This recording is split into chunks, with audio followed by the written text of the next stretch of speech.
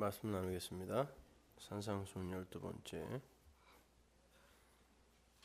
마태복음 5장 15절에서 20절까지 함께 봉독합니다. 사람이 등불을 켜서 말 아래 두지 아니하고 등경 위에 두나니 이러므로 집안 모든 사람에게 비치느니라.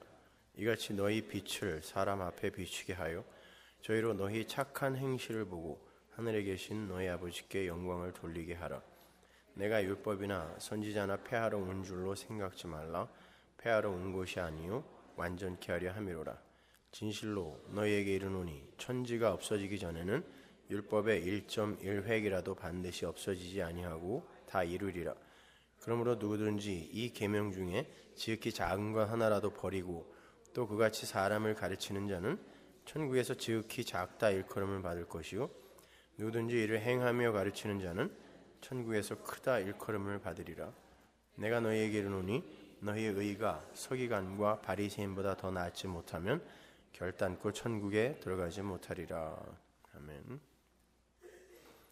오늘 이 내용을 다 할 수는 없고요. 두세 번에 나눠서 하겠습니다. 오늘은 개괄적인 내용을 좀 설명해 드리고 다음 주부터는 좀 제가 구체적으로 한 단어 이렇게 풀어 드릴게요.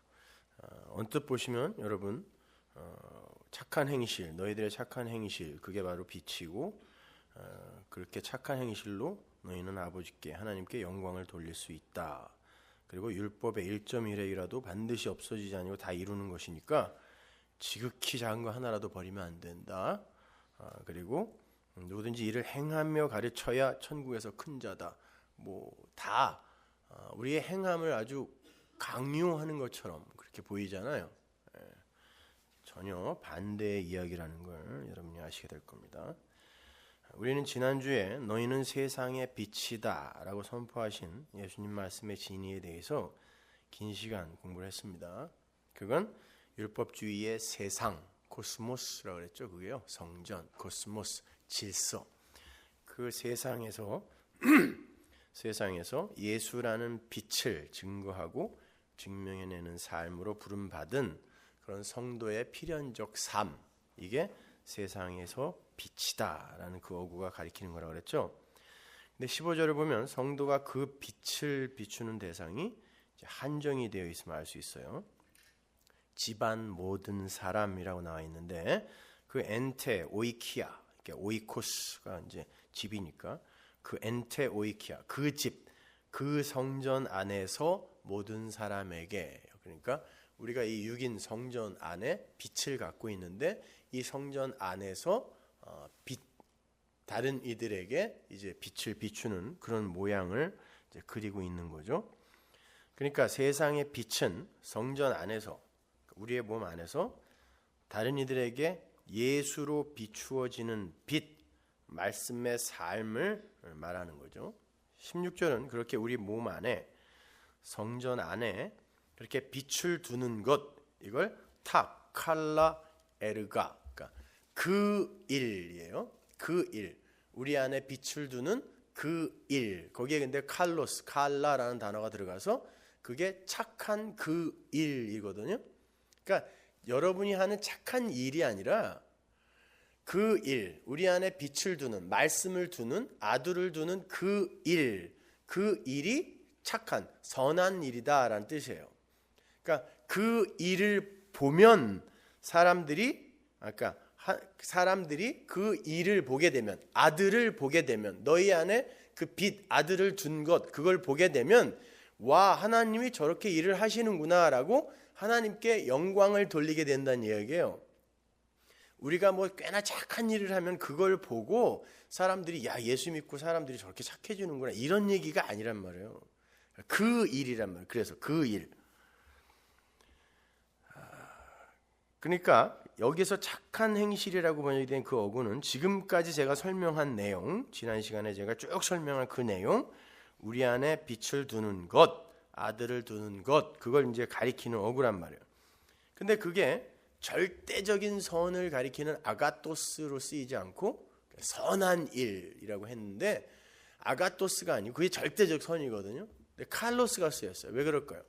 우리 안에 빛을 두는 건 이 빛을 두는 건 절대적인 거지만 이게 이제 비추어질 때 다른 이들에게는 상대적으로 적용이 된다는 거예요. 하나님의 선택된 백성들에게는 아들로 빛으로 전해지지만 그렇지 않은 이들에게는 율법으로 전해져서 이게 사망으로 끌고 가는 그런 걸림돌이 된다는 말이에요. 그걸 바울이 이렇게 묘사를 하죠. 고린도후서 2장 14절 보세요. 항상 우리를 그리스도 안에서 이기게 하시고 우리로 말미암아 각 처에서 그리스도를 아는 냄새, 그러니까 그리스도를 아는, 우리 안에 그리스도가 있어요. 그러니까 그리스도를 아는 그게 냄새로 이제 퍼진다는 거예요. 이게 빛이에요. 빛. 냄새를 나타내시는 하나님께 감사하노라. 우리는 구원 얻는 자들에게나 망하는 자들에게나 하나님 앞에서 그리스도의 향기, 빛인데 이 사람에게는 사망으로 쫓아 사망에 이르는 냄새요, 저 사람에게는 생명으로 쫓아 생명에 이르는 냄새라. 빛이 칼로스, 상대적으로 다른 부류에게 다른 모양으로 전달이 된단 말이에요. 그래서 칼로스예요. 착한 행실. 절대적인 아가토스가 안 쓰였단 말이에요. 그렇게 내 안에 빛을 담고 빛을 증거하고 예수를 이렇게 전이하게 되는 그런 자로 살게 되는 그 상태, 쉬운 말로 내 안에 그리스도라는 아들을 낳아서 그걸 다른 이들에게 보이는 삶을 살게 되는 그 성도의 상태, 그게 하나님의 영광, 하나님의 뜻으로, 하나님의 능력으로 이루어진 거기 때문에 하나님의 능력이 나타났다 해서 하나님의 영광인 거예요. 그게요. 우리가 착한 일을 많이 하면 하나님께 영광이 돌려지는 게 아니라, 아니 구약의 선지서나 시가서나 쭉 나오잖아요. 우리의 선함과 우리의 악함이 하나님께 무슨 상관이 있습니까? 라고 이야기를 하면서 여기서는 또 착한 일을 해서 하나님께 영광을 돌려라 이렇게 말하면 안 되잖아요. 일관성이 없잖아요, 성경이. 우리의 착함이나 선함에 의해 하나님이 어떤 영향을 안 받으세요. 그분은 무한의 절대자이고 우리는 유한의 피조물이란 말입니다. 그러니까 그렇게 생각하시면 안 돼요. 그게 성경을 율법으로, 규례로, 규범으로만 보는 거예요. 그러니까 이 빛의 이야기는 성도야 착한 일 많이 해서 하나님께 영광을 돌려라 라는 교훈의 얘기가 아니라 빛이신 예수를 증거하도록 그 성전 안에 빛, 세상의 빛이 되게 하시는 그 하나님의 능력과 그 열심, 그 자체가 바로 하나님의 독사, 능력이 드러난 거니까 영광이다라고 이제 이야기하는 거란 말이에요. 하나님의 하신 일이란 말이에요. 그러니까 착한 행실은 우리 성도 자신이 주체가 되어서 열매로 내어놓는 그 일이 아니라 성도 안에 하나님께서 행해 놓으신 일을 가리키는 거란 말이에요. 그게 바로 그 일, 선한 그 일, 착한 그 일이라는 그 일이란 말이에요. 하나님이 행해 놓으신 일. 그 착한 행실이라는 어구와 본문 19절의 말씀을 연결해서 이해를 해보세요. 착한 행실은 빛이신 예수님을 성전인 우리 안에 담고 그 예수를, 빛을 이렇게 낳는 거예요. 아들을 낳는 거라고 그러잖아요. 그게 착한 행실이라고 그랬어요. 19절은 그러한 착한 행실을 행하며 가르치는 자라고 이렇게 풀어주는 거예요. 그러니까 행하며 가르치는 자, 포이에오, 그게 행하다라고 이제 번역이 됐는데 그 자가 천국에 합당한 사람이다.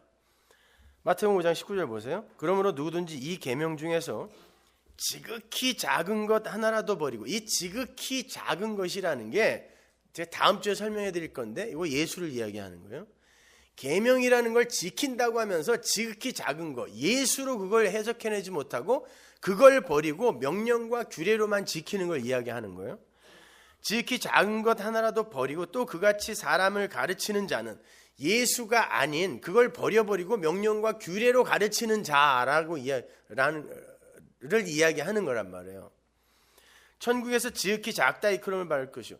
천국에서 지극히 작은 자는 없어요. 천국은 다 큰 자예요. 그러니까 이 말은 천국에 합당치 않은 자다라는 뜻이에요. 크고 작은 차서를 지금 규정하는 게 아니란 말이에요. 누구든지 일을 행하며, 이게 뭐예요? 앞에서 그 안에 빛을 두는 것, 이게 착한 행실, 그 일을 하는 것이라고 했잖아요. 그러니까 일을 행하며가 뭐예요? 그 아들을 마음에 두고 아들로 그 율법, 선지자를 이해하여 그걸 가르치는 자가 천국에서 큰 자, 천국에 합당한 자다라는 이야기예요. 그러니까 조금만 이 방심하면 성경은 전부 율법으로밖에 이해할 수 없어요. 그죠? 근데 전혀 그와 반대되는 이야기란 말이에요, 이게요. 그러면 이제 오늘의 본론인 본문 17절부터 제가 한 절 한 절 차근차근 살펴드릴게요. 본문 17절을 보시면 예수께서 당신은 율법과 선지자를 폐하러 온 게 아니라 완전케 하러 오신 분이라 그러죠. 17절 보세요. 내가 율법이나 선지자나 폐하러 온 줄로 생각지 말라. 폐하러 온 것이 아니오 완전케 하려 함이로라. 율법과 선지자는 모세 오경, 율법과 선지서, 구약 성경 전체를 이야기하는 거예요. 구약. 예수님 지금 그 구약을 플레로 꼭 채워, fulfill이라는 뜻이거든요. 꽉 채워서 완성하러 오셨다라는 거예요. 꽉 채워서. 그게 무슨 의미일까요? 구약을 꽉 채우러 왔다. 그러니까 예수님이 오시지 않으면 이 구약은 미완료, 미완성인 거죠. 예수님이 거기에 꽝 들어가야 이게 구약이 꽉 채워진다 그래요. 뭘로 꽉 채워진다 그러는 거예요. 완성이 된다라는 거예요. 그러니까 예수가 오지 않으면, 거기에 끼어들지 않으면 구약은 말씀도 아닌 거예요. 그래서 심지어 죽이는 것이라고까지 이야기를 하는 거예요. 율법을, 구약을. 그리고 바울은 그걸 악한 것이라고까지 이야기를 해요. 예수로 결론 나지 않는 구약은 악한 것이다, 이렇게 이야기한단 말이에요. 자, 그 말은 단순히 예수님이 율법의 세목을 다 지켜서 우리에게 전가시켜줬다라는 그런 말씀이 아니란 말이에요.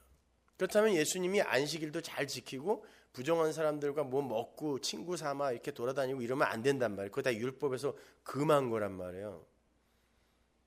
그러면 몇 개 어긴 거잖아요, 예수님이. 그게 꽉 채운 거예요? 완성한 거예요? 아니잖아요. 그 얘기는 아닐 거란 말이에요. 그죠? 그럼 완성이라는 게 도대체 뭐냔 말입니다. 예수님은 율법의 세목을 다 지켜서 그 율법을 완성하러 오신 게 아니라 율법의 심판, 율법의 그 저주를 다 받아내심으로 말미암아 율법이 더 이상 당신의 백성들을 참소하지 못하게 만든 거예요. 다 지키러 온 게 아니라 그 율법에게 맞아 죽으러 온 거라니까요. 심판받으러 온 거예요, 율법한테. 예수님이 뱀이 돼갖고요. 만일 육신으로 오신 예수님께서 모든 율법을 다 지켜서 율법과 선지자를 완성하셨다면 육신인 우리가 그걸 지킬 수 있는 가능성이 열리는 거예요. 그러면 안 된단 말이에요. 그럼 예수님의 그 십자가가 이게 모독을 당하는 거예요.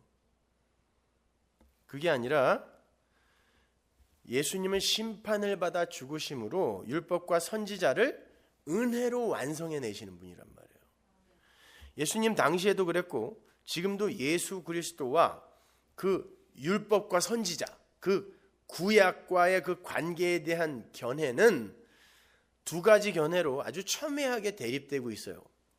그 하나는 예수님이 구약에 대해서, 특히 구약의 핵심을 구성하는 율법에 대해서 철저한 반역의 의지를 가졌다. 그 율법은 아니야, 조금 부셔야 돼, 이렇게 생각하는 견해가 있고, 나머지 하나는 예수님이 오히려 율법 아래에 예속되는 정서를 공공연하게 표방했다라는 그런 의견이에요. 그래서 11조를 내라, 그렇게 말씀하셨던 거고, 또 절기 때마다 성전에 올라가셨던 것이다, 이제 이렇게 주장을 한단 말이죠. 첨예하게 두 가지로 대립이 돼요. 오늘날 개신교, 프로테스탄트는 어떤 견해를 견지하고 있죠?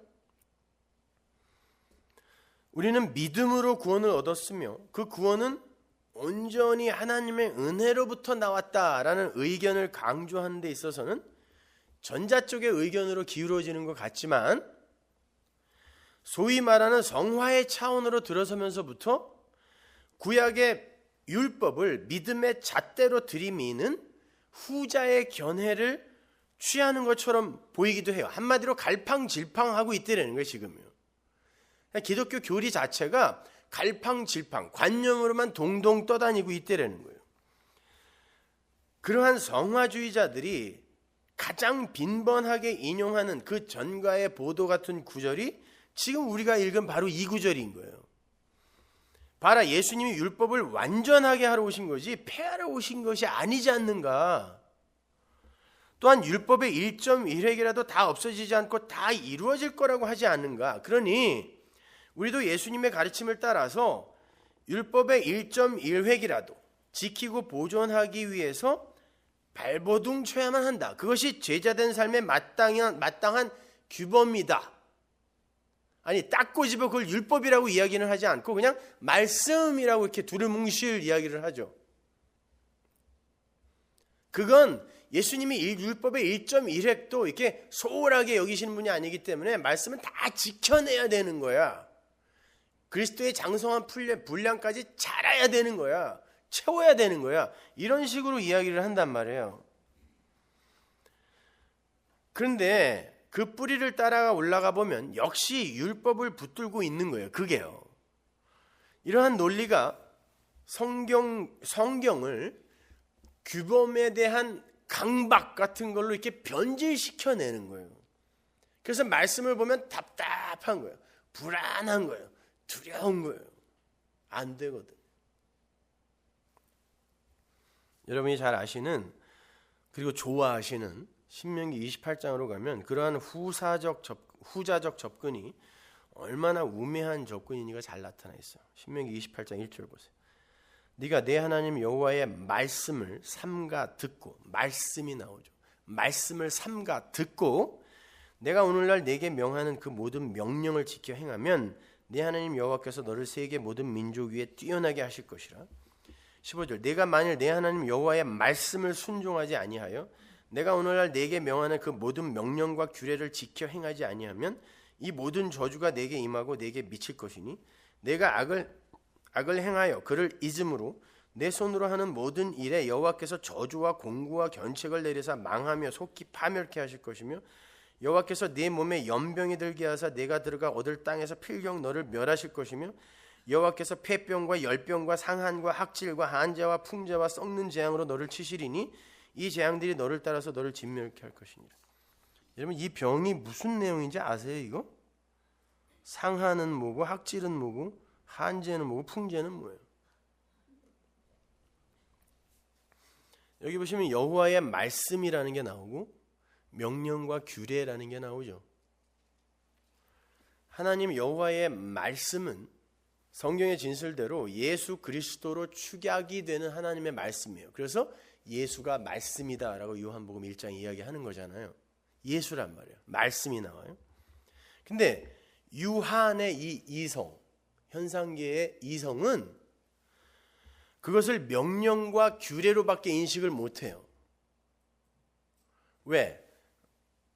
그 말씀 안에 담긴 예수는 무스테리온, 비밀이거든요. 그래서 이 유한이 말씀을 대하게 되면 그걸 반드시 명령과 규례, 도덕과 윤리 수준으로밖에 이해가 안 돼요. 그래서 간디 같은 사람, 로쏘 같은 사람이 이걸 다 명령으로, 규례로, 규범으로만 본 거예요. 그리고 그걸 지키려고 애를 썼던 거죠. 오죽하면 법정 스님 같은 분도 이 산상수훈을 그렇게 칭찬했겠어요. 정말 훌륭한 경전이라고.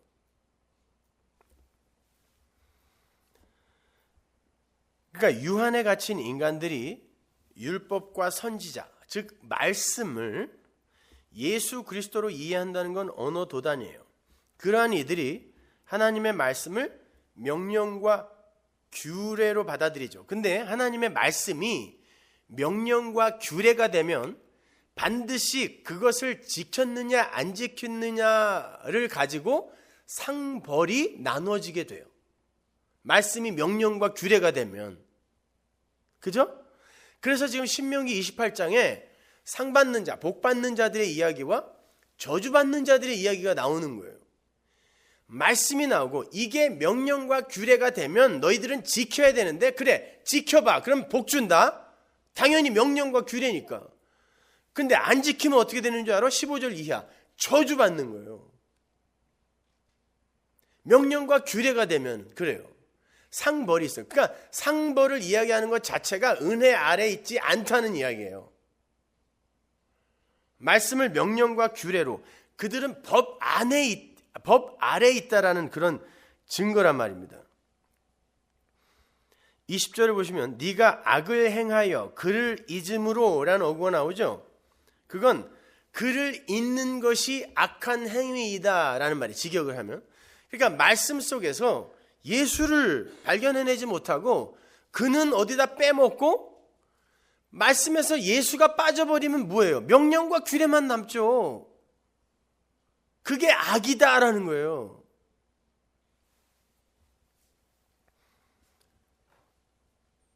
그래서 결국 그 명령과 규례에 그냥 묶여버리는 거예요. 예수가, 말씀이, 아들이 빠져버리면. 그러니까 마음에 아들이 없는 자, 하나님은 분명히 그 마음에 당신의 신을 두겠다고 했잖아요. 새 언약에서, 에스겔서 36장, 예레미야 31장에서. 그러니까 그리스도의 영, 예수 그리스도가, 아들이 그 안에 있으면 반드시 성경을 아들로 보게 돼 있어요. 말씀을 아들로 이해하게 돼 있는데, 그 아들이 없을 때는 명령과 규례로 보게 되고 그 명령과 규례에 묶여버리는 거예요. 그 아들이 주는 은혜에 의해 자유로워지는 게 아니라 아들이 빠져버리면 명령과 규례에 그냥 묶여버린다니까요. 그게 수고하고 무거운 짐이라는 거예요. 거기에 심판이 떨어져요. 어떻게 떨어지는지 보세요. 21절 이하를 보세요. 여호와께서 네 몸에 연병이 들게 하사 네가 들어가 얻을 땅에서 필경 너를 멸하실 것이며 여호와께서 폐병과 열병과 상한과 학질과 한재와 풍재와 썩는 재앙으로 너를 치시리니 이 재앙들이 너를 따라서 너를 진멸케 할 것이니라. 여기서 연병은 단순히 전염병만을 가리키는 단어가 아니라 부수어버리다라는 무서운 심판의 언어예요. 부수어버리다, 깨버리다, 멸망시켜버릴 거다, 이런 뜻이에요. 근데 그 부수어버리시는 하나님의 심판의 내용, 심판, 지옥, 그걸 어떻게 설명하냐면 폐병, 열병, 상한, 학질, 한재, 풍재, 썩는 재앙, 이렇게 나와요. 여기 나오는 히브리어가 예라콘, 쉐데파, 헤레부, 하루흐르, 다레케트, 카다하트예요. 이게 다 열과 관계된 단어예요. 열, 물이 없음과 관계된 단어란 말이에요. 이게 다 단순히 질병의 목록을 나열해 놓은 게 아니에요. 그 단어들은 전부 물이 없는 곳에 열만 가해짐으로 말미암아 일어나는 가뭄, 열병, 건조하게 말라 비틀어짐, 이런 거예요. 이거를 굳이 조선의 질병의 목록으로 해석을 해놔가지고 뭐 알지도 못하는 단어들을 그냥 대충 읽고 있는 건데, 그게 곧 멸망이요 지옥이다, 이렇게 지금 말하는 거거든요. 하나님이 그렇게 놔두겠대요. 그렇게 멸망시켜 버리겠다는 거예요. 어떻게? 사막으로, 광야로 만들어 버리겠다는 거예요. 기근을 주겠다는 거예요. 그래서 말라 비틀어지게 만들어 버리겠다는 것이죠. 물이 없다, 광야, 사막, 말라 비틀어짐, 이게 뭐라 그랬죠? 말씀이 없음이라 그랬잖아요. 말씀의 기근, 기갈, 그죠? 그게 심판이에요. 이게 지옥이에요. 지금 예수님이 그러잖아요. 그게 망하는 거예요. 그게 내 벌이다 그랬단 말이에요. 하나님이 인간의 마음에 말씀, 아들을 두지 않는 게 벌이다 그러는 거예요, 지금요. 그래서 전부 그 열병, 말라 비틀어짐, 사막, 광야, 이런 단어들을 여기다 지금 쭉 나열하고 있는 거란 말입니다. 여러분, 인간이 하나님 절대 의존의 자리에서 뛰쳐나와서 선악과 입에 물고 주체의 자리에 앉기 시작하면서부터 이 세상에 악이라는 게 생겨났죠. 그리고 고통이라는 게 생겨났어요. 인간이 주인공, 주체가 되면서부터. 인간이 선악 판단의 주체가 되면 그들이 선악 판단을 갖고 법을 만들죠. 선악 판단이 인간에게 있게 되면 인간은 그 선악 구조를 갖고 반드시 법을 만들어요. 그 인간의 선악 구조에서 나온 게 사회 법, 도덕, 윤리, 양심 이런 거예요. 인간의 선악 구조로 법이 생긴다고요, 거기서. 그리고 그 법으로 나뿐만 아니라 다른 대상들을 판단하고 평가해요. 그 법에 의해. 인간이 주체가 되면 그래요. 그게 바로 선악과 이뱀은 아담들의 인본주의라는 거예요. 인간들은 그렇게 인간들의 선악 구조에 의해 만들어진 법, 평가의 기준에 의해서 가치 있는 존재로 평가를 받기 위해 그 법 아래에서 훌륭한 존재로, 순결한 존재로, 괜찮은 존재로 평가를 받기 위해 그 법에 자기들이 만들어 놓은 선악 구조로 만들어 놓은 그 법에 종속이 되게 돼 있어요. 반드시 인간이 주체가 되면 그래요. 그렇게 인간들의 판단 기준이 인간들 자신에게서 나온 선악 구조가 되어버리면 인간들은 그 법 아래에서 자신의 존재성과 주체성을 지켜내기 위한 분투를 시작하게 돼요. 자기들이 만들어 놓고 그 법에 묶여서 그 법 아래에서 자기의 가치를 챙기기 위해 이제 달리기 시작한단 말이에요. 인간들이 선악 판단의 주체가 돼버리면. 왜? 인간 전체의 보편적 자존심이 걸린 문제거든요. 인간이 주인공이니까. 그렇게 인간들이 자신들의 선악 구조에 빠지게 되면 인간들은 반드시 발전과 성숙과 번영을 욕망하게 돼요. 그게 인간들이 상정해 놓은 선이거든요. 그것도 역시 하나님의 말씀에 대한 오해인데 아무튼 인간들은 그걸 선이라고 여겨요. 그리고 정지, 변화 없음, 퇴보 이런 건 악으로 여기죠. 그래서 그러한 사람들을 약한 자, 실패한 자 이렇게 조롱하잖아요. 이게 악이라는 이야기예요. 그리고 부흥한 자, 번영한 자, 변한 자, 성숙한 자 이건 선이다라고 자기들이 인간들이 그냥 상정해 놓은 거란 말이죠. 그리고 그 구조 아래에서 자기들이 상정한 그 법에 의해 가치 있는 인간이 되기 위해 애를 쓰는 거예요. 혈안이 되어 있는 거란 말입니다. 하나님의 말씀이 법으로 명령으로 오해되어지면 이렇게 인간들이 지옥을 살게 되는데 거기에 대해서 제가 조금 자세하게 설명을 해드릴게요. 하나님은 분명 인간들에게 생육과 번성을 명령하셨죠. 이게 인간들이 욕망하는 바예요. 생육, 번성, 커지는 거예요. 생명이 되는 거예요. 많아지는 거예요. 이게 물고기가 갖고 있는 의미라 그랬어요, 이게요. 네, 인간들이 하나님을 떠난 인간들이 자기들의 힘을 과시하기 위해서는 뭉쳐야 되고 많아져야 되는 거예요. 그리고 그것으로 생명을 삼으려고 하는 게 생육과 번성이란 말이에요. 근데 하나님이 생육하라, 번성하라, 정복하라, 다스려라 이런 명령을 하셨단 말이에요. 그런데 우리가 지금 모든 인간이 보편적으로 욕망하는 게 그거잖아요. 다스리고 싶고 정복하고 싶고 번성하고 싶고 부흥하고 싶고 성공하고 싶은 게 우리의 욕망이잖아요. 근데 하나님이 그걸 명령하셨단 말이에요. 그래서 인간들이 그게 옳은 거라고 생각해요. 하나님은 그 안에 메시지를 담아놓은 건데 그걸 표피적으로 법으로 명령으로 그냥 받아들이게 되면 인간은 그걸 욕망하게 돼 있어요. 그리고 이게 옳다 선이다라고 자기들끼리 주장하게 돼 있단 말이에요. 어디서 그렇게 명령했습니까? 우리가 문화명령이라고 이야기하는 창세기 1장에서 27절 보세요. 하나님이 자기 형상 곧 하나님의 형상대로 사람을 창조하시되 남자와 여자를 창조하시고, 여러분 이게 배경이에요. 27절이. 그리고 28절에서 명령이 떨어지죠. 하나님이 그들에게 복을 주시며 그들에게 이르시되 생육하고 번성하여 땅에 충만하라, 땅을 정복하라, 바다의 고기와 공중의 새와 땅에 움직이는 모든 생물을 다스리라 하시니라. 복을 주시며 아브라함에게 하나님이 복을 주시며 생육하고 번성하라. 네 후손들이 하늘의 별처럼 땅의 바다의 모래처럼 많아질 것이다 말씀하셨죠? 복을 주시며, 여기도 마찬가지야. 복을 주시면서 생육하고 번성하라, 땅에 충만하라, 정복하라, 다스려라, 이런 명령이 떨어지고 있어요.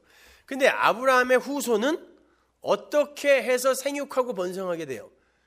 교회는 예수님의 십자가에 의해서.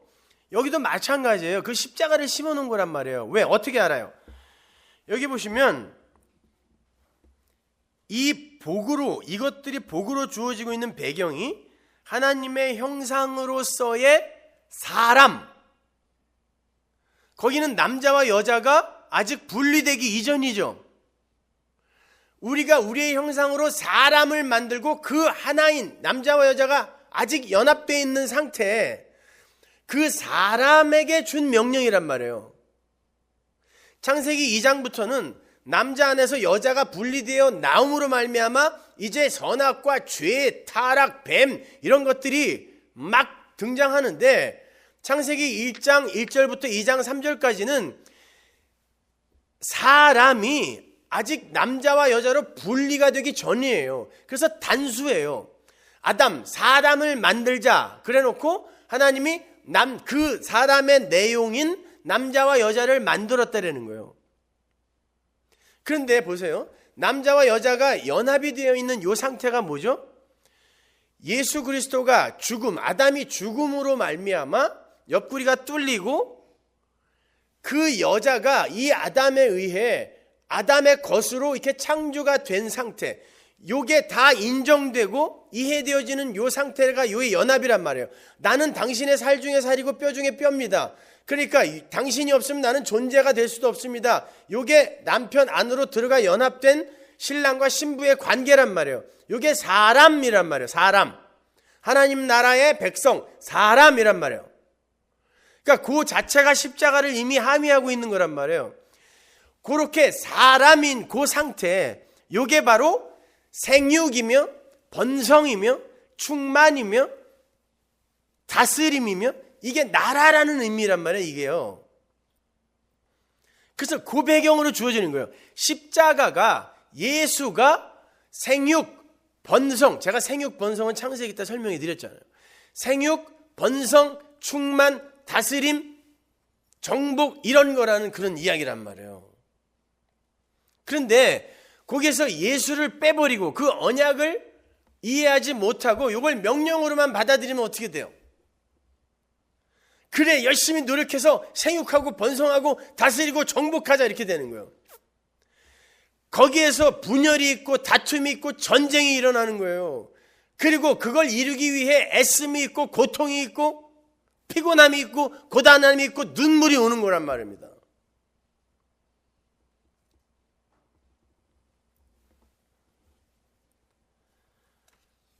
그게 바로 인간들을 짓누르는 짐인 거고 그게 지옥이란 말이에요. 그걸 성취해내느라 고단한 인생을 살아야 하는 그 삶 자체가 지옥이에요. 말이 없음, 말씀이 없음. 보세요. 예수가 빠지니까 뭔가 열심히 추구하고 최선을 다해 노력하는데 그게 다 무거운 짐이 된단 말이에요. 그래서 신명기 28장에서 내가 너희들을 저주하고 심판할 건데 사막으로 만들어버릴 거야. 말이 없는 자로 만들어버릴 거야. 이렇게 얘기하는. 그래서 예수를 알지 못하는 자는 이미 심판받았다라고 하는 거야. 성경이. 뭐 아닌 것 같은데요. 살아보세요. 말씀이 없이 그 어떤 것을 성취해내도 우리에게는 공허와 허무밖에 안 와요. 그걸 지옥이라 그래요. 그거를요. 그 모든 게 다 인간들이 나라는 개별적 자아를 구축하기 시작하면서부터 그러한 지옥이 역사를 가득 채우기 시작한 거란 말이에요. 자아를 챙기기 시작하면서부터.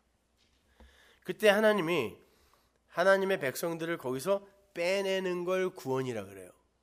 그렇다면 그러한 지옥이라는 역사 속에서 하나님께서 당신의 백성들을 구원해내기 위해 첫 번째로 하실 일이 무엇겠어요? 지옥이 왜 생겼어요? 심판이 왜 생겼어요? 인간이 주체가 되면서부터 그 심판이 생겼단 말이에요. 지옥이 생겼단 말이에요.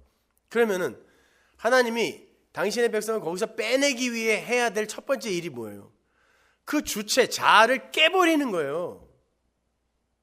그래서 흐물흐물하게 하나님 절대 의존적 존재로 다시 끌어내리는 게 구원이에요. 그래야 인간들은 자기의 선악 구조로 남과 자기를 판단하지 않게 되고 거기에서 자유가 일어나는 거예요. 생각해보세요. 우리는 전부 우리 인간들이 상정한 그 법에 의해 조바심 내고 초조해하고 불안해하고 쪽팔려하고 이런다니까요. 명품백 안 들으면 남들이 우습게 보니까 이걸 들어야 되는 부담감. 물건이 많이 들어가요. 뭐 튼튼하기를 해요.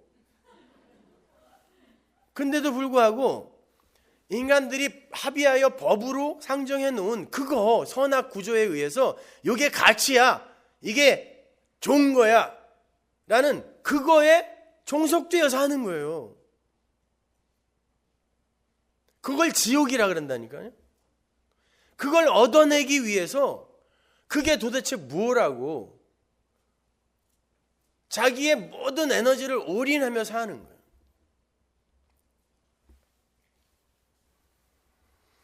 하나님은 그래서 그들의 자아를 차압해버리세요. 하나님의 백성들의 자아를 차압해버리세요.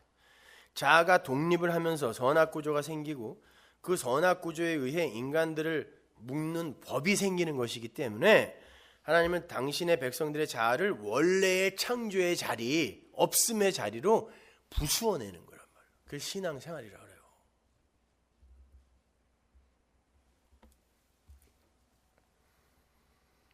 하나님은 당신의 백성들을 선악의 주체의 자리에서 해고시켜버려요. 하나님은 그들에게 말씀을 보내셔서 인간들 스스로의 힘으로 구축하고 있는 생육과 번성과 정복과 충만, 다스림 등이 성공이 아니고 승리가 아니며 복이 아니다라는 걸 가르치신단 말이에요. 뭐가 복이에요 그럼? 예수가 복이다를 가르치는 거예요.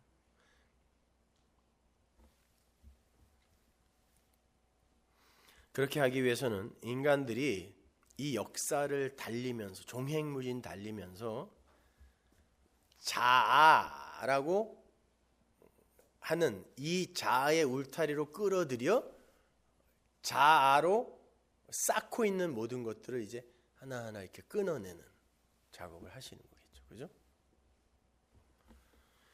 마가복음 10장 29절 보세요. 예수께서 가라사대 내가 진실로 너에게 이르노니 나와 및 복음을 위하여 집이나 형제나 자매나 어미나 아비나 자식이나 전토를 벌인 자는 금세에 있어 집과 형제와 자매와 모친과 자식과 전토를 100배나 받되 핍박을 겸하여 받고 내세의 영생을 받지 못할 자가 없느니라. 예수께서 나와 복음 때문에, 이게 위하여가 아니에요. 헤네카가 부사인데 때문에, 나와 복음 때문에 집, 형제, 자매, 어미, 아비, 자식, 전토가 떠나간 자는 그가 떠나는 게 아니라 이것들이 떠나게 만드는 거예요. 하나님이. 그게 떠나간 자는 금세에서 지금 그것들을 다른 종류의 것으로, 이게 100배가 헤카톤타플라시온 100배. 요게 그 플라소라는 단어에서 파송된 단어인데 그게 빚어내다, 창조하다 이런 뜻이에요. 그러니까 창조의 언어예요. 그러니까 지금 그것들이 떠나가고 지금 창조의 영역의 것으로 100배. 이게 뭐라 그랬어요? 지금 너희들이 갖고 있는 것과는 비교도 할 수 없는 차원이 다른 좋은 것. 근데 어떤 좋은 것? 창조의 영역에 있는 좋은 것. 그걸로 준다는 거예요. 근데 그게 뭐냐면 영생이래요. 여기 보면. 그죠? 하나님의 백성들은 이 역사 속에서 자아 확장의 재료로 쓰여지는 집, 전토, 형제, 자매, 아비, 어미, 자식이 이렇게 떠나가는 과정을 겪어내게 되어 있다라는 거예요. 그들을 사랑해서는 안 된다는 이야기가 아니라 이것도 우리에게 영생과 구원을 주는, 생명을 주는 재료가 되는 게 아니구나를 알게 하신다는 거예요. 이게 떠나가는 거예요. 예수로 밖에는 우리에게 생명이, 영생이, 구원이 주어지지 않는 거구나를 아는 거, 이게 떠나가는 거란 말이에요. 그걸 다 잘라내서 알거지 만든다는 얘기가 아니에요. 고아 만든다는 얘기가 아니라. 그러니까 그게 뭐예요? 그 모든 것들이 다 우리 인간들이 자아의 확장의 재료로 끌어당기고 있는 것들이잖아요. 집, 전토, 재산, 형제, 자매, 아비, 자식, 이게 다. 그죠? 그러니까 요것들이 이게 내 생명이 되는 게 아니구나. 예수가 내 생명인 거구나. 요거를 알게 되는 거. 그래서 예수에게 내 삶을 이렇게 투신하는 걸 자기 부인이라 그러고, 그게 예수와 접붙여지는 영생인 거예요. 왜? 그 다른 모든 것들은 다 유한한 거기 때문에 내가 그걸 생명으로 붙들고 있으면 그게 죽을 때 나도 죽는 거거든요. 근데 예수가 내 생명이 될 때, 내 모든 것을 투신한 존재가 예수가 될 때는 그분은 영원히 사는 분이기 때문에 영생을 갖게 되는 거란 말이에요. 그게요. 그렇게 바꿔내는 거란 말이에요, 우리를. 그러니까 신앙생활은 일취월장 승승장구 아니에요, 절대로. 성공, 번영, 부흥 이런 거 아니에요. 왕창 깨지는, 부수어지는, 우리의 육이 살해당하는 거예요.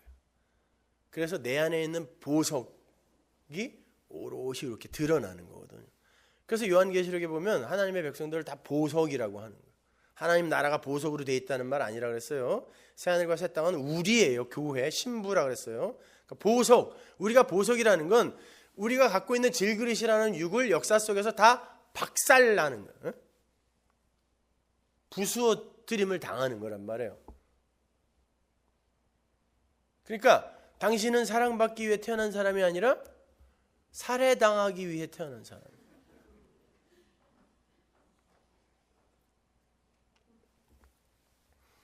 그 육인 당신이 죽어야 그 안에 있는 예수가 보석으로 드러나는 거라니까요.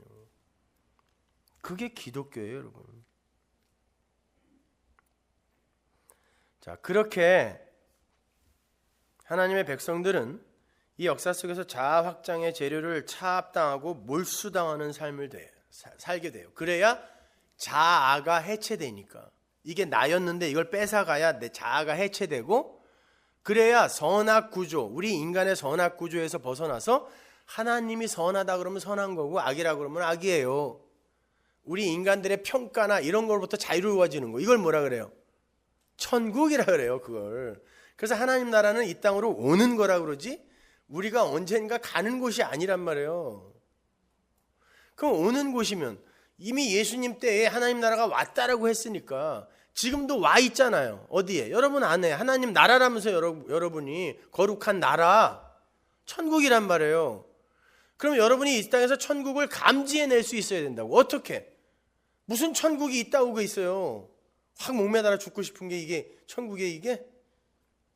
근데 어떨 때 우리가 천국을 잠깐 맛을 볼 수 있냐면, 그렇게 이게 바로 이 선악구조에 의해서 내가 지금 부끄럽고 굉장히 쪽팔리고 아프고 분하고 슬프고 이런데, 그게 다 남들의 이목, 그 이목이라는 것 자체가 세상이 아담들이 만들어 놓은 선악구조에 의한 법이잖아요. 그게 세상의 가치관이라는 것 자체가 그게 세상의 법이잖아요. 이거에 의해서 내가 이렇게 평가받는 건 옳지 않은 거지. 이럼에도 불구하고 하나님이 넌 내 백성이야 그러면 나는 하나님의 아들이 맞는 거지 라고 했을 때, 거기에서 잠깐 몇 초 자유로워질 때 이걸 천국이라 그러는 거예요. 나중에 이 몸뚱아리가, 이 하나님의 백성들의 육적 자아가 몽땅 하나님에 의해 차압이 되고 예수를 머리로 한 그냥 하나의 교회가 될 때, 거기는 개별적 자아가 다 몰수당하는 거니까, 그러니까 교회죠, 그죠? 그때에는 거기가 진짜 천국이 되는 거죠. 영원히 나의 자격이나 됨됨이나 이런 거에 의해 평가받는 게 아니라 은혜로 아들이 되는 곳이니까. 그걸 배우는 게 신앙생활인데 어떻게 여기에서 우리가 훌륭한 사람이 되려고, 착한 사람이 되려고 노력하는 게 올바른 기독교 신앙이라고 이야기를 할 수가 있냐고요. 그게 나쁘다는 게 아니라 기독교를 거기로 그렇게 제한해버리면 안 된다는 뜻이에요. 근데 거의 그 수준에서 다 머물러 있잖아요.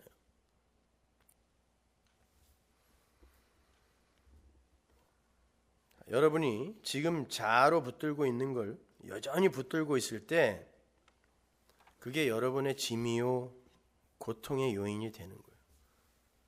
예를 들어 내 자식이 내 자아, 나가 되어 있을 때, 내 자아의 확장이 되어 있을 때 그 자식은 반드시 생육하고 번성하고 정복하는 자가 돼야 되거든요.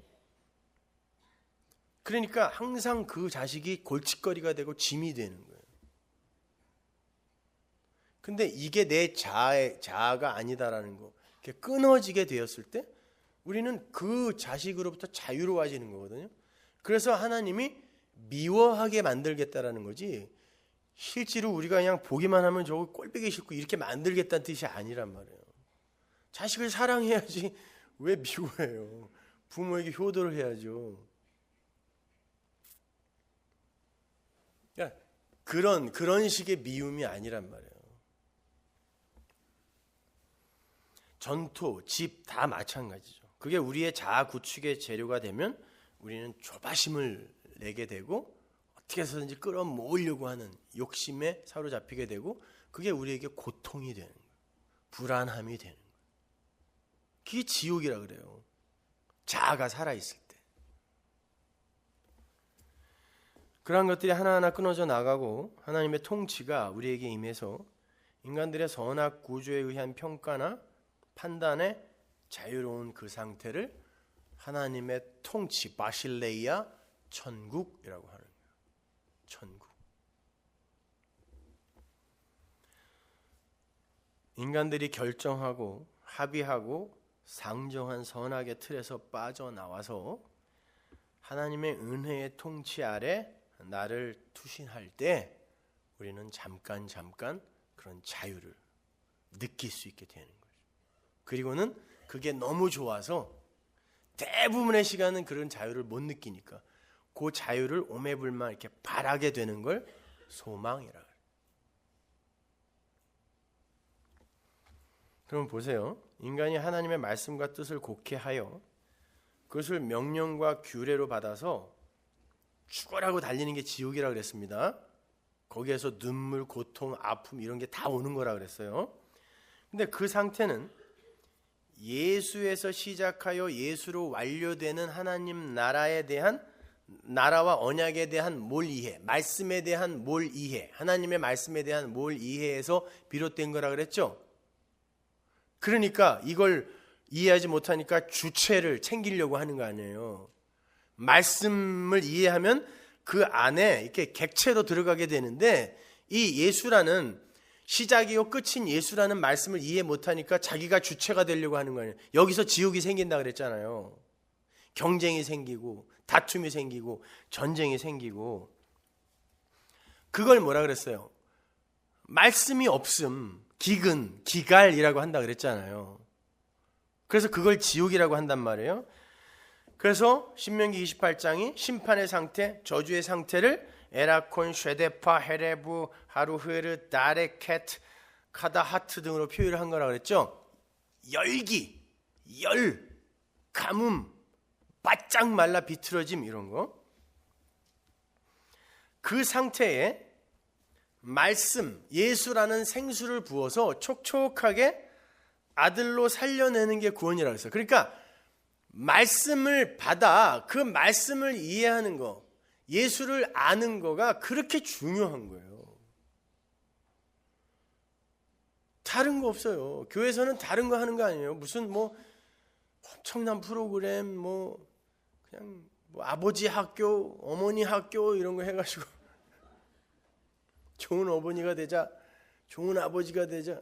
뭐가 좋은 아버지고 뭐가 좋은 어머니예요. 예수를 흘려주는 게 좋은 아버지고 예수를 흘려내는 게 좋은 어머니예요. 걔를 세상에서 천상천하 유아 독전에 괴물로 만들어내는 게 좋은 아빠 좋은 엄마가 아니라,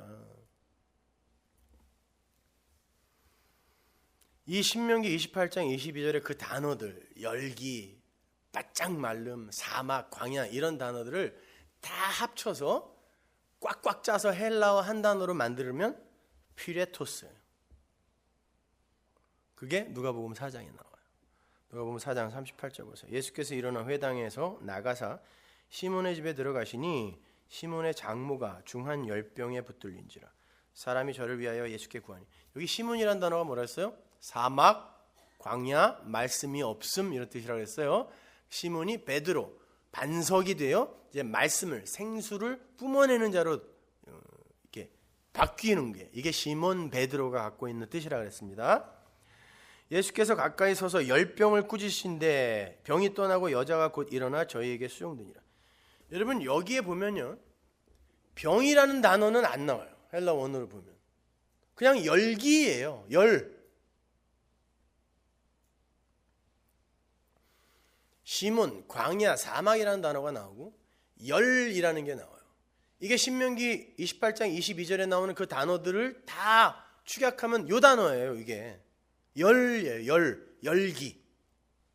마르게 하고 바짝 말라 비틀어지게 하고 푸석푸석하게 하고 물기를 없애는 거. 이게 열이에요. 열.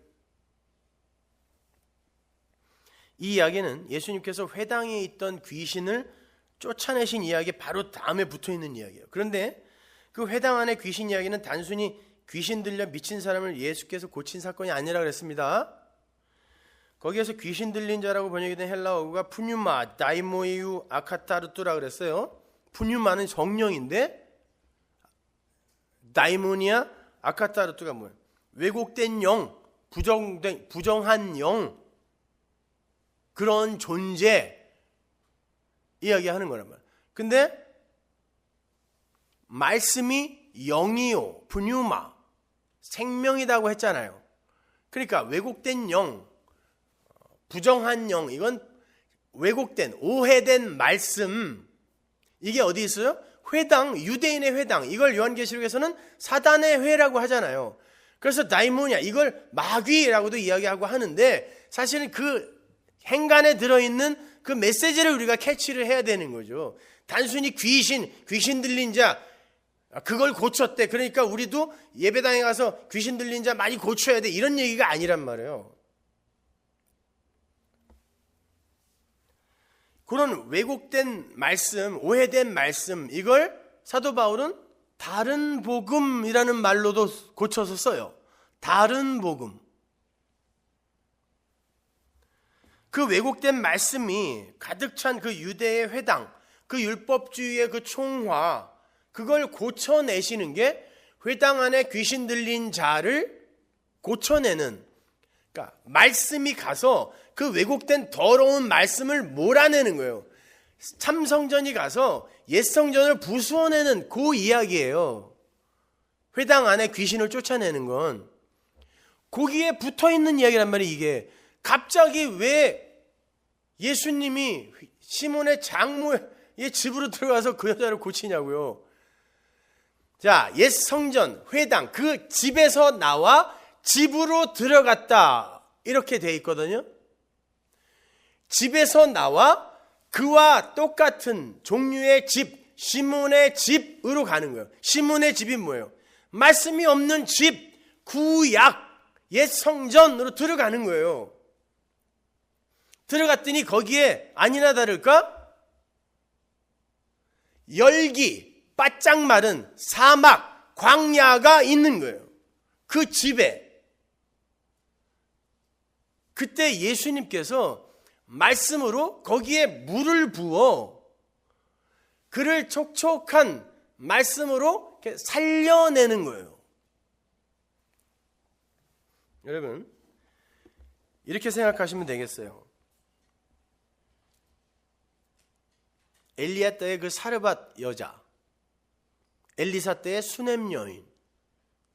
여러분, 이 여자들이 전부 자기가 있는 마지막 걸 뺏기죠. 사르밧 과부는 밀가루 한 줌 뺏기고 수넴 여인은 기름 한 병 뺏기죠.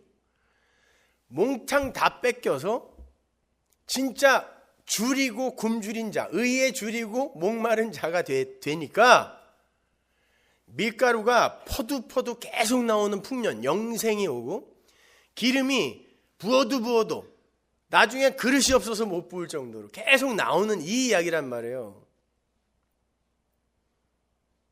그 여자의 이야기, 열로 말미암아 거기에 그렇게 나는 하나님의 생수, 말씀이 부어지지 않으면 그냥 이걸로 죽을 수밖에 없는 자입니다.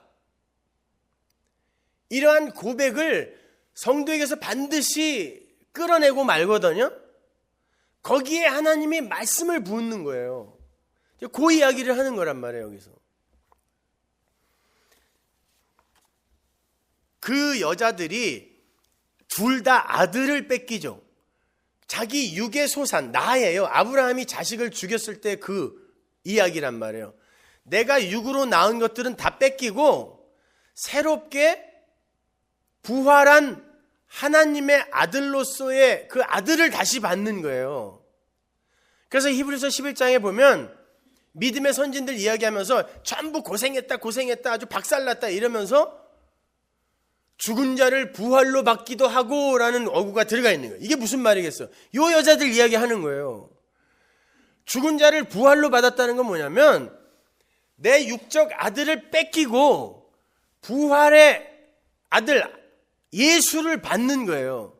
내 육적 모든 소산, 역사의 모든 열매들을 다 차압당하고 아들로만 내가 사는 거군요. 요 과정을 통과하는 걸 아들을 뺏기고 죽은 자를 부활로 받는다라고 이야기하는 거란 말이에요. 근데 이게 아프다고요. 왜? 내가 부인돼야 내가 낳은 것들이 뺏기는 거니까.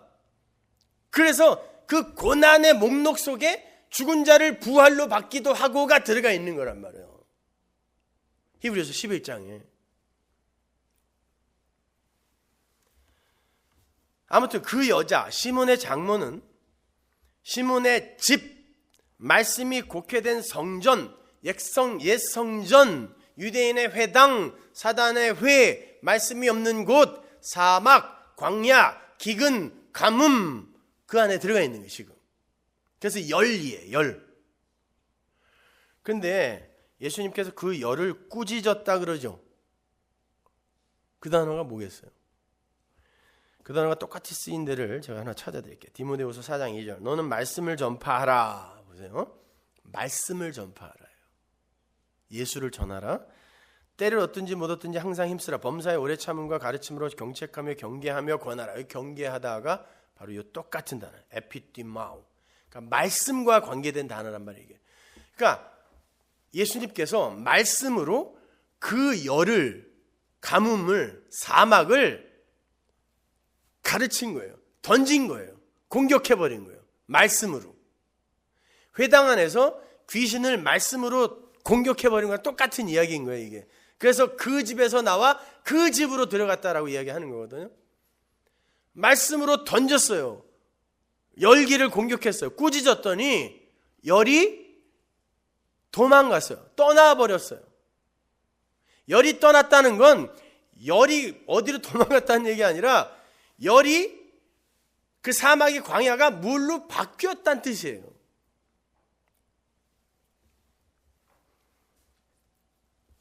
그 말씀이 떨어지자 그 여자가 일어났다 그러죠. 이 단어가 예수님이 사흘 만에 부활하셨다 그 단어예요. 마태복음 20장 19절 보세요. 이방인들에게 넘겨주어 그를 능욕하며 채찍질하며 십자가에 못 박게 하니 제3일에 살아나리라 이 단어란 말이에요.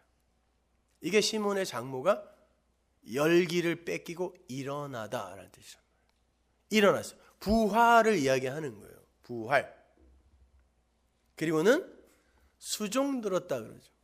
너무 고마워서 부엌에 와서 밥을 하고 설거지를 하고 이렇단 말이 아니라 뭐 발 닦아주고 뭐 수건 갖다 주고 이런 걸 수종이 아니라 이 단어는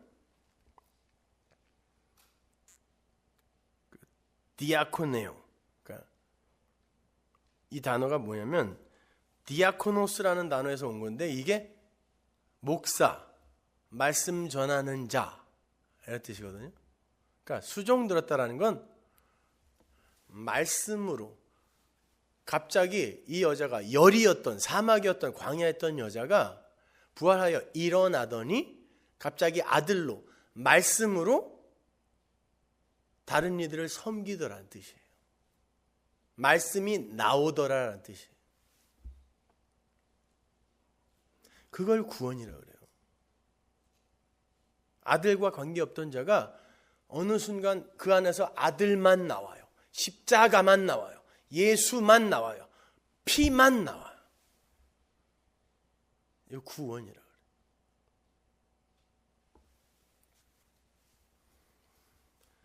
그러면 예수님께서 율법과 선지자를 완성하러 오셨다라는 말이 어떤 말씀이겠어요?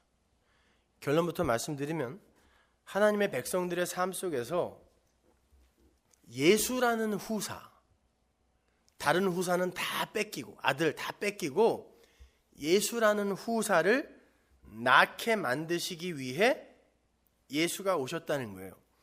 율법과 선지자, 구약, 다른 말로 옛 성전, 또 다른 말로 이 현상계인 세상은 끊임없이 자신들의 육적 후사를 내놓으면서 그것으로 자아를 증명하고 자아를 확장하고 생육하고 번성하고 충만하고 정복하려 하지만 결국 그 모든 것이 다 오답이고 예수만 정답이다라는 걸 예수님이 입증하러 왔다는 거예요. 그게 율법과 선지자를 완성하러 왔다예요, 이게요. 그러니까 우리는 약할 때 고린도서 12장 9절에 내 은혜가 네게 족하다 그러죠. 그 말은 야, 내 은혜가 그 정도면 된 거야 임마 이 말이 아니라 내 은혜라는 건 캐리스라는 건 모든 이에게 그들이 어떠한 모양으로 살고 있고 어떠한 상황과 사건에 직면해 있다 할지라도 그게 다 만족이라는 거란 이야기예요. 이 사람에게도 그 은혜가 만족한 상태로 있는 거고 저 사람에게도 이 은혜가 만족한 상태로 있는 거예요. 그 뜻이에요. 내 은혜가 네게 족하다 그래 놓고는 그 내 은혜를 바로 그 뒤에서 내 능력이로 바꿔요. 내 능력이 너희들의 약할 때 온전하여진다 그래요. 테텔레스타이, 이게 예수님이 십자가에서 다 이루었다 그 단어란 말이에요. 너희들이 약할 때, 이게 질병이라는 뜻도 있지만 도덕적 연약함이라는 뜻도 있어요. 개차반이라는 뜻이에요. 거기에서 내 능력, 내 은혜가 완전해진다, 완성된다라는 거예요. 다 이루어진다. 그러니까 성도는 이 세상에서 나는 이렇게 훌륭해졌어요, 말씀으로 이렇게 멋지게 변했답니다를 증명해내는 게 아니라 그 스콜롭스, 가시, 사단의 가시로 이렇게 푹 찔린 사람처럼, 오죽하면 그게 말뚝이란 뜻이거든요. 가시가 아니에요. 몇 미터 되는 쇠꼬챙인데 말뚝만한 쇠꼬챙이에요. 이거를 갖다가 옆구리에서 옆구리로 그냥 퍽 뚫어버린 거예요. 포로들을 잡아서 이렇게 펑 뚫은 거, 그게 스콜롭스란 말이에요.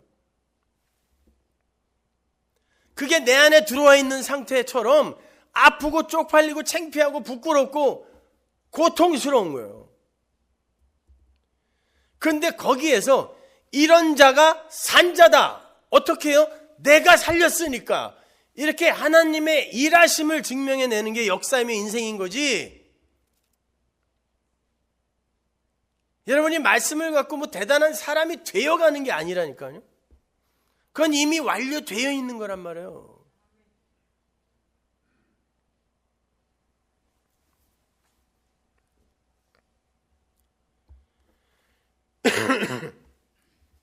그러니까 우리는 예수만 정답입니다.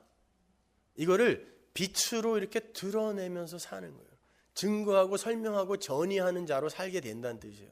그래서 빛이다예요. 너희는 빛이다. 역사와 인생은 예수라는 자손을 낳아야 사는 거지, 그 어떤 다른 것들을 낳는다 할지라도 절대 살 수 없다는 거예요. 먼저 예수님께서 율법과 선지자를 어떻게 요약해 주시는지 한번 보세요. 마태복음 22장 36절. 선생이여, 율법 중에 어느 계명이 크니까? 예수께서 가라사대 네 마음을 다하고 목숨을 다하고 뜻을 다하여 주 너의 하나님을 사랑하라 하셨으니 이것이 크고 첫째 되는 계명이요 둘째는 그와 같으니 내 이웃을 내 몸과 같이 사랑하라 하셨으니 이 두 계명이 온 율법과 선지자의 강령이니라. 자, 온 율법과 선지자가 여기 나오죠. 예수님은 산상수훈에서는 당신이 율법과 선지자를 완성하러 오셨다 그랬어요. 테텔레스타이, 다 이루러 왔다는 거예요. 완성하러 오셨다 그랬어요. 근데 여기서는 율법과 선지자가 목숨을 다해 주 너의 하나님을 사랑하는 거고 네 이웃을 내 몸과 같이 사랑하는 거래요. 둘째는 이와 같으니, 이 말은 이게 첫째고 이게 둘째다라는 말이 아니라 이게 똑같은 거다라는 뜻이에요. 하나님을 사랑하는 게 이웃을 사랑하는 거다라는 뜻이에요. 이건 같은 이야기다라는 이야기거든요. 이거 어떻게 같은 이야기예요? 이게 더 큰 계명, 이게 작은 계명이 아니라 이게 같은 이야기다 이런 뜻이에요. 둘째도 이와 같다, 앞에 거와 같다라는 이야기거든요. 이걸요 40절을 정확하게 번역하면 그 두 계명 안에 모든 율법과 모든 선지자들이 매달린다예요. 매달린다라는 게 뭐예요? 이 두 계명을 이렇게 쭉 끌어올리면 구약 모든 율법과 선지자가 이렇게 쭉 따라 올라온다는 이야기예요. 그럼 율법과 선지자는 우리에게 명령과 규례로 준 거예요? 아니면 다른 의도로 준 거예요? 생각해 보세요. 이 하나님을 사랑하고 이웃을 사랑하는 그 두 계명의 모든 율법과 선지자, 구약 전체가 이렇게 매달려 있다는데 이걸 우리에게 지키라고 준 거예요? 아니면 다른 의미로 준 거예요? 생각해 보시란 말이에요. 유한이, 인간이, 현상계의 유한이 무한의 존재를 인식할 수 있어요? 그래서 하나님이 영이라고 그러는 거예요. 인식이 안 되기 때문에, 보이지 않기 때문에. 유한은 무한을 인식할 수도 없을 뿐만이 아니라 인식이 안 되면 사랑을 못해요. 솔직히 여러분, 하나님 사랑하세요? 하나님이 누군데요? 어떤 분이에요? 설명 좀 해주세요, 저한테. 그래서 하나님은 설명이 안 되기 때문에 창세기 1장 1절이 하나님은 어떤 분이고요, 그분은 시작이 어떻게 됐고 뭐 이렇게 설명을 안 하고 그냥 하나님이 계셔 이렇게 이야기하는 거예요. 하나님이 계셔. 근데 설명이 안 돼. 유한은 무한을 인식할 수도 없고 포착할 수도 없어요. 따라서 해석할 수도 없고 사랑할 수도 없어요. 더더군다나. 그런데 모든 율법과 선지자가 하나님을 사랑하는 거다에 매달려 있다면 이걸 지키라고 준 거겠냐고요? 아닐 거 아니에요. 이게 이 두 계명에 다 매달려 있는 거라며요. 근데 이 계명이 뭐냐면 유한아 무한을 사랑해봐라 라는 거란 말이에요. 그 무한을 사랑하는 게 어떻게 역사 속에서 드러나냐면 이웃을 사랑하는 거란다라고 이야기한단 말이에요. 그럼 보자고요. 하나님을, 유한이 무한을 사랑하는 게 수평적으로 이웃을 사랑하는 거다라고 이야기하는데, 그럼 우리가 무한을 사랑할 수 없으면 이웃 사랑을 할 수 있어요, 없어요? 못한다는 이야기예요. 근데 해요. 사랑이 뭔지를 알면 여러분이 지금 사랑하고 있다는 걸 알게 될 거예요. 요한일서 4장 9절 보세요. 하나님의 사랑이 우리에게 이렇게 나타난 바 되었으니 하나님이 자기의 독생자를 세상에 보내심은 저로 말미암아 우리를 살리려 하심이니라. 사랑은 여기 있으니 우리가 하나님을 사랑한 것이 아니요 오직 하나님이 우리를 사랑하사 우리 죄를 위하여 화목제로 그 아들을 보내셨음이니라. 사랑의 이야기를 하는데 하나님이 자기의 독생자를 세상에 보내신 걸 하나님의 사랑이 우리에게 나타난 거다 이렇게 이야기를 하죠. 그 앞으로 한번 가볼게요. 마태복음 3장 16절 보세요. 유한이 무한을 사랑할 수 없고 이 유한과 무한은 사랑으로 소통이 안 돼요. 그게 유한과 무한의 고랑이란 말이에요. 구렁. 소통이 안 돼요. 이 사랑으로 소통이 안 되는 이 관계를 불의라고 해요. 요걸 소통되게 만드는 걸 화목이라고 하거든요. 그러면 이 유한과 무한의 이 사랑으로 소통이 되지 않는 이 관계를 소통으로, 화목으로 뚫기 위해선 무한이 유한으로 관입돼 들어와야 돼요. 이걸 성육신이라고 그러고 십자가라고 하는 거거든요. 그 이야기가 마태복음 3장 16절에 나오는 거예요. 보세요. 예수께서 세례를 받으시고 곧 물에서 올라오실새 하늘이 열리고 하나님의 성령이 비둘기같이 내려 자기 위에 임하심을 보시더니 하늘로서 소리가 있어 말씀하시되 이는 내 사랑하는 아들이요 내 기뻐하는 자라 하시니라. 이는 내 기쁨 안에 있는 내 아들이다 내 사랑이다 예요. 직역을 하면 내 아들이다 내 사랑이다. 아가페토스라는 형용사에 관사가 붙어서 존재적 개념을 나타내는 거거든요. 사랑하는 아들이다가 아니라 내 사랑이요 아가페요 내 아들이다요. 그러니까 하나님의 아들이 사랑이에요. 아들 안에 하나님의 뜻, 하나님의 마음, 하나님의 사랑이 충만하게 꽉 차 있다는 거예요. 그러니까 그 아들을 보면 사랑을 알 수 있는 거예요. 그래서 그 아들이 사랑이다라고 하는 거예요. 이게 내 마음이다예요. 아들의 내 마음을 담았다는 거예요. 아들의 삶을 보고 내 사랑을 알라는 거죠. 이가 내 아들이고 이가 내 사랑이야. 아가페야. 신적 사랑. 아가페야. 그런단 말이에요. 그래놓고 요한일서 4장 9절에서 뭐라고 하냐면 하나님의 사랑이 우리에게 이렇게 나타난 바 됐다. 하나님의 사랑, 아들 우리에게 나타냈다 그래요. 하나님이 자기의 독생자를 세상에 보내신 걸 하나님의 사랑이 우리에게 나타났다 그러죠. 그러면서 사랑은 여기 있으니 우리가 하나님을 사랑한 게 아니라 하나님이 우리를 사랑하사 우리 죄를 위하여 화목제로 소통이에요. 사랑으로의 소통. 그 아들을 보냈다 그래요. 그럼 보세요. 하나님의 사랑이 아들이 말씀으로 우리 안에 들어와서 이게 이해가 되어져요. 아, 우리는 없음인데 하나님의 희생과 능력과 그 하나님의 은혜로 우리를 하나님의 아들 만들어 준 거구나. 이게 우리가 말씀 아들을 받는 거잖아요.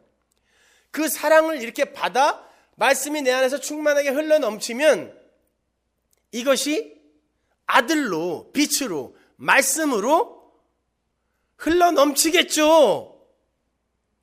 그러면 그 사랑이 먼저 하나님이 우리를 사랑하여 아들을 보내어 우리 안에 모노게네스, 하나만 가진 자, 하나님의 사랑 그걸 가진 자를 모노게네스 아들이라 그래요. 그게 우리예요, 아들. 그걸 우리에게 아들을 부어줬을 때 지금 제가 말씀드리는 것처럼 이 아들의 이야기를 우리는 삶으로 입으로 전하게 되어 있어요. 전이하게 되어 있단 말이에요. 입으로 설사 못 전한다 하더라도 모세처럼 말이 어느라에 못 전한다 할지라도 우리의 인생이 예수의 삶을 그대로 실제화하여 살기 때문에 우리는 예수를 아들을 사랑을 전이하는 자가 돼요. 그걸 사랑한다라고 하는 거예요. 생각해 보시란 말이에요. 사랑하는데 내가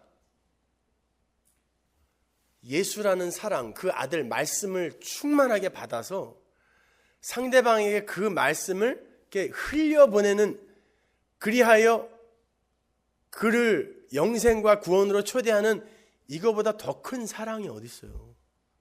그래서 그걸 사랑이라고 하는 거예요, 성경이.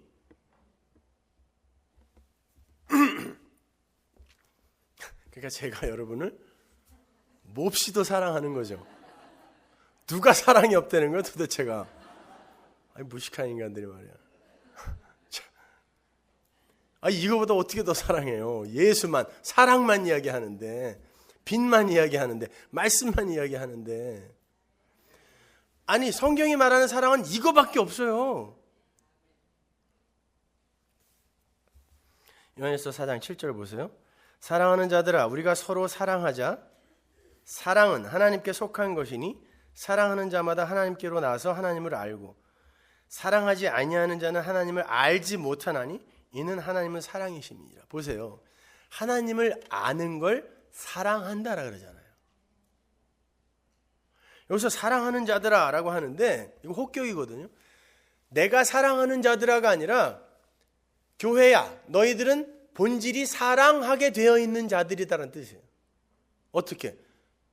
사랑은 하나님께 속했거든. 그래서 그 사랑이 너희들에게 부어져서 그 사랑이 반드시 너희들의 삶으로 나타나게, 향기로 나타나게 되고 그게 흐르게 될 거거든. 그러니까 너희는 사랑하는 자들이야. 그러니 우리 서로 사랑하자. 당연히 사랑하도록 프로그램 돼 있으니까요. 왜? 예수로 부어지게 돼 있어요. 말씀으로 부어지게 돼 있기 때문에 그 예수를 서로 살고 이야기하는 걸 사랑이라고 하니까 사랑하는 자들은 우리가 서로 사랑하자. 근데 사랑하지 않는 자들은 그 안에 하나님이 없고 하나님을 알지 못하는 자다. 이렇게 쉽잖아요. 사랑을 우리가 알고 있는 그 되먹지 못한 인간들의 그 사랑, 이걸로 이해를 하면 요한일서는 하나도 이해가 안 가요. 왜냐하면 우리 전체는 그 사랑을 못하는 자들이기 때문에 요한일서 읽으면서 전부 불안한 거죠. 내 안에 하나님이 없나? 이렇게. 왜냐하면 사랑이라는 건 지속적이어야 되고 변개되면 안 돼요. 근데 그냥 조변석게 하잖아요, 우리의 사랑은. 근데 이 사랑을 예수로 바꿔보세요. 그러면 요한일서는 너무 쉽죠. 하나님이 사랑이에요. 그래서 그 하나님이신 예수를, 그 말씀을, 하나님의 그 마음을, 뜻을 우리가 살아내며 주고받는 거예요. 그걸 알아듣는 이가 그렇죠. 그 말씀, 그 예수, 그 아들 때문에 내가 산 거죠. 이게 사랑하는 관계예요.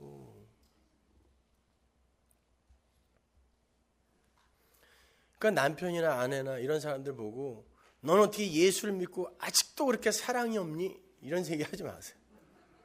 죽을 때까지 그렇게 살 수도 있어요. 근데 그 속에 그 뱀이 되어 죽으신 예수, 말씀, 아들이 드러날 때 그래. 그래도 저 왼수가 아들을, 사랑을, 빛을 드러내며 사는구나.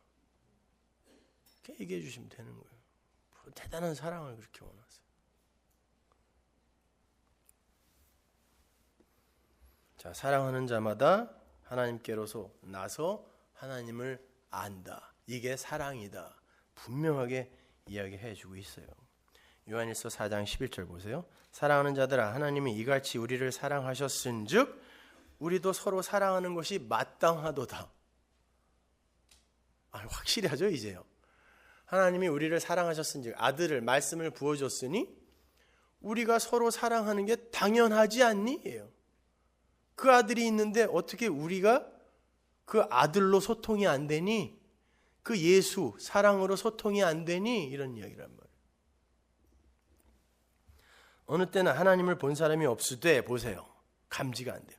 만일 우리가 서로 사랑하면, 서로 예수를 내놓는다면 하나님이 우리 안에 있는 거다라는 거예요. 그의 사랑이 우리 안에 온전히 이루느니라. 사랑이 테텔레스타이, 완성하는 거다라는 거예요. 사랑이.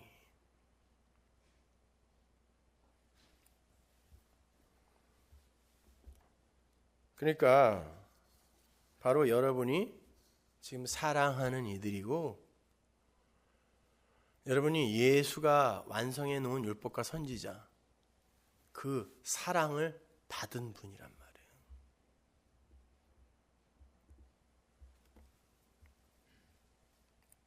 (11절에서) 마땅하다, 우리가 사랑을 받았으므로 사랑하는 것이 마땅하다라는 이 말이 헤일로, 빚을 지다라는 뜻이거든요. 사도 바울이 뭐라 그러죠? 우리는 사랑의 빚진 자라고 해요. 빚진 자라는 건 내가 하나님의 사랑을 받아서 내가 빚을 졌으니까 딴 사람을 사랑해야지, 꼭 요렇게. 이 왼수들이. 그 말이 아니라 하나님의 사랑을 받아 우리는 그 사랑을 반드시 흘려내게 되어 있기 때문에 마땅히 서로 그 사랑을 이야기하고 그 사랑으로 소통하게 돼 있다. 이게 빚진 자인 거예요. 내놓으라는 거예요. 받았으면 내놓으라는 거죠. 로마서 13장 8절 보세요. 피차 사랑의 빚 외에는 아무에게든지 아무 빚도 지지 말라. 남을 사랑하는 자는 율법을 다 이루었느니라. 어떠세요? 하나로 다 통하죠, 그죠? 이거 남들한테 돈 꾸지 말라는 얘기 아니에요.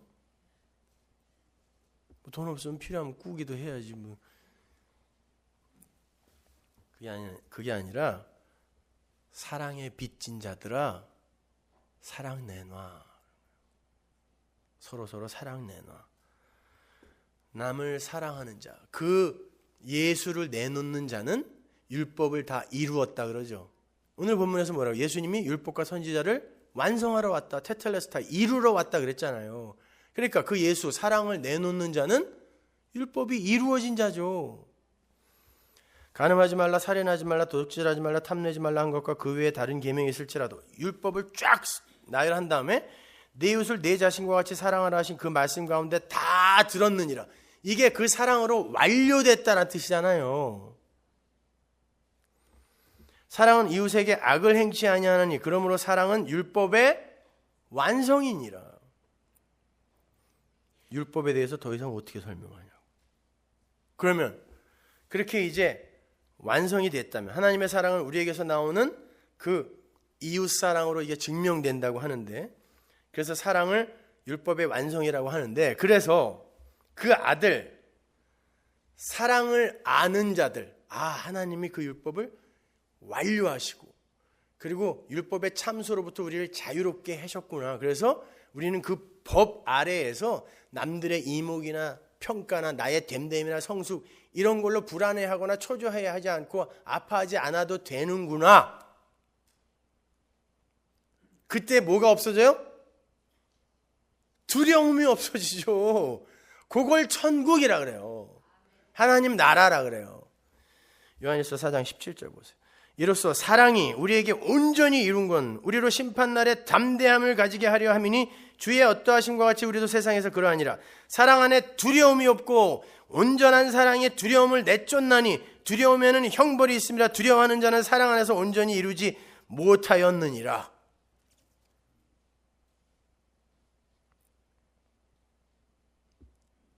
근데 왜 예배당 안에서 자꾸 어떤 성숙의 공식을 만들어 놓고 사람들을 그렇게 괴롭히냐고요.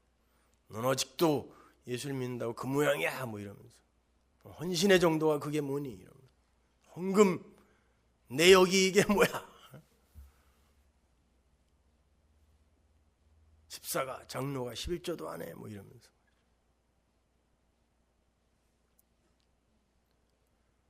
그 사랑, 예수로 완료된 율법, 그래서 노모스, 법이라고 하잖아요. 그거는 자유케 하는 법이에요. 율법, 야고보서에 나오는 새로운 법, 은혜의 법이란 말, 노모스. 그 법 아래에 있는 자들은 두려움이 없는 거예요. 그렇다고 이제 망고땡이네 막 살아도 되겠네 이게 아니라, 그렇구나, 하나님이 우리에게 그 삶을 다 맡겨놨으면 어떡할 뻔했나. 하나님 감사합니다, 고맙습니다. 그 예수가 이렇게 이루어 주셨대. 사랑하시란 말이에요.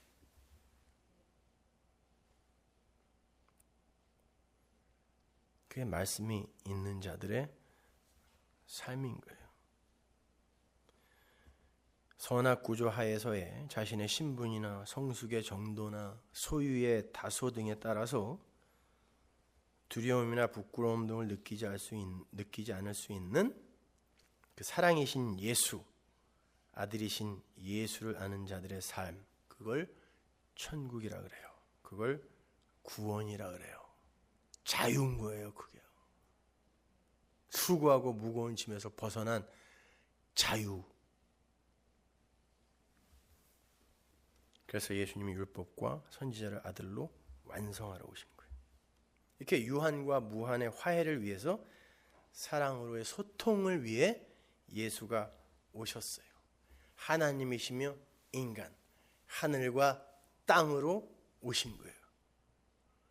그래서 이 하늘과 땅으로 오신 공생에 사는 예수가, 첫째 예수가 죽어야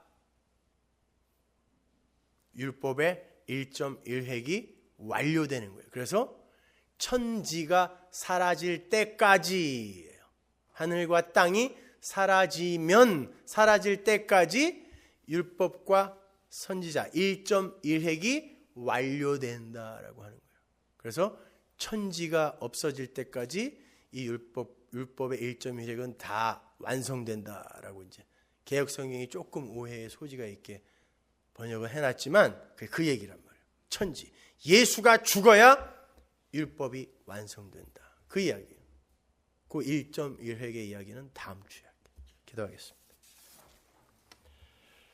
하나님 은혜를 감사합니다. 아버지 하나님, 그렇게 하늘과 땅으로 오신 예수가 죽고 우리가 이렇게 아들로 살아났습니다. 하나님, 그 아들을 이해하고 아들을 가진 자를 하나님의 백성이라고 하는데, 그 아들을 증거하고 설명하는 삶을 살기보다는 우리는 우리를 증명하고 우리의 능력과 우리의 가능성을 입증하려고 이 세상을 살고 있지는 않습니까? 하나님, 아버지께서 말씀을 두신 자들의 눈과 귀를 더욱더 크게 열어주옵소서. 그리하여 이 말씀이신 아들이 이해되게 하시고 그들의 삶 속에서 흘러나오게 하옵소서. 사랑이 가득한 서문하게 되게 하옵소서. 예수님 이름으로 기도합니다.